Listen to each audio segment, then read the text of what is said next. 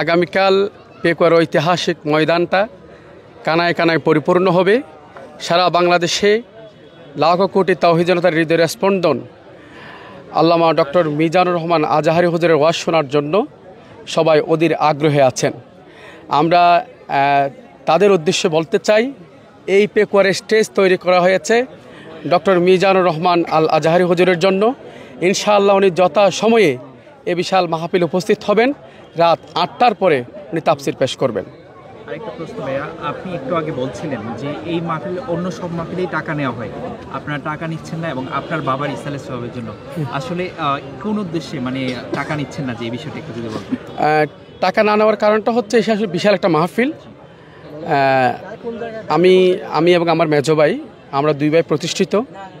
একটা সময় আমরা টাকা তুলতাম, কিন্তু এই টাকা তুলতে গিয়ে অনেক কথার সম্মুখীন হতো। এরপরে টাকা তুলতে যে সময়টা আমি ব্যয় করব, ওই সময়টা আমি বিজনেস দিলে এসে বেশি ইনকাম করতে পারি আলহামদুলিল্লাহ। তো সেই জন্য আমি এবং আমার মেজো ভাই সিদ্ধান্ত নিয়েছি, আমরা এই মাহফিল উপলক্ষে আল্লাহ যতদিন বাঁচিয়ে রাখে আমরা কখনো কালেকশন করব না। এটা হচ্ছে একজন বাবা হিসাবে, কালকে অন্তত 10 লাখ মানুষ হবে, 8 লাখ মানুষ হবে। এই মানুষের মধ্য থেকে যদি কোনো একজন ব্যক্তি যে আমার আব্বার জন্য দোয়া করে, সেটা আমরা সফল। টাকা এটা না, এর চেয়ে 10 গুণ গেল আমাদের জন্য কিছু যায় আসে না ইনশাআল্লাহ। আর এই বিশাল মাহফিল আসলে যতটুকু মাহফিল দেখতেছেন আপনারা, এতটুকু খরচ না। আমাদের অনেক মুফাসসিররা টাকা পর্যন্ত নেয় না। আর যে সমস্ত মুফাসসির এখানে আসতেছেন, প্রায় মুফাসসির আমার আব্বা বেঁচে থাকা অবস্থায়। যেহেতু আমরা কেউ থাকি না এদিকে, লোহাগাড়া, সাতকানিয়া, কুতুবদিয়া এই এলাকায় আসলে বক্তাগুলো আমাদের বাসায় থাকতো, আমার আব্বুদের সেবা করতো। তো বাবার আন্তরিকতায় এতজন মুফাসসির আমরা দাওয়াত দেওয়া, সব বাবার আন্তরিকতায় দাওয়াত দেওয়া। এমনকি আপনারা আরও খুশি হবেন, আমাদের বাসায় আল্লামা ডক্টর মিজানুর রহমান আজাহারি হুজুর আমাদের বাসায় অনেকবার ছিল 2018-19-এর দিকে।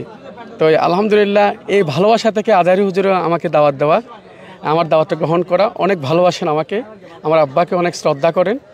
তো সব মিলে সুন্দর আয়োজনে আমরা এই জন্য কোনো কালেকশন করি না। সবশেষ প্রশ্ন, অনেক তাওহীদি জনতা আসছে, সবার উদ্দেশ্যে কি বলবেন? আর মাহফিল শৃঙ্খলার বিষয়ে? শৃঙ্খলার বিষয়ে আলহামদুলিল্লাহ র্যাব, সেনাবাহিনী, পুলিশ সহ ডিজিএফআই, এনএসআই, ডিএসবি, গোয়েন্দা সব দিকে আমরা সহযোগিতা পাচ্ছি।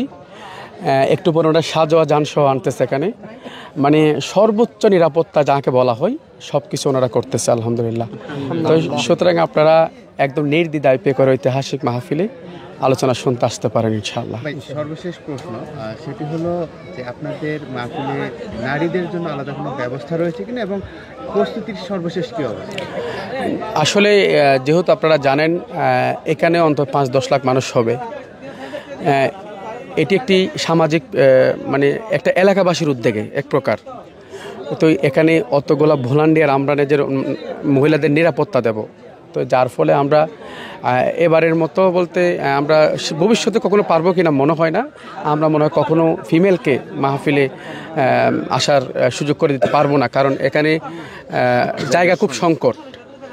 কারণ আমরা চাওয়ার চাইতে পাওয়া অনেক বেশি শ্রোতার। যেখানে দূর দূরান্ত থেকে লোকজন আসবে, আপনি মিজানুর রহমানের কোথায় কয়টার দিকে শেষ হবে? কয়টার দিকে? আমরা সকাল 10টায় শুরু করব, রাত 10টায় শেষ করবো আশা করছি।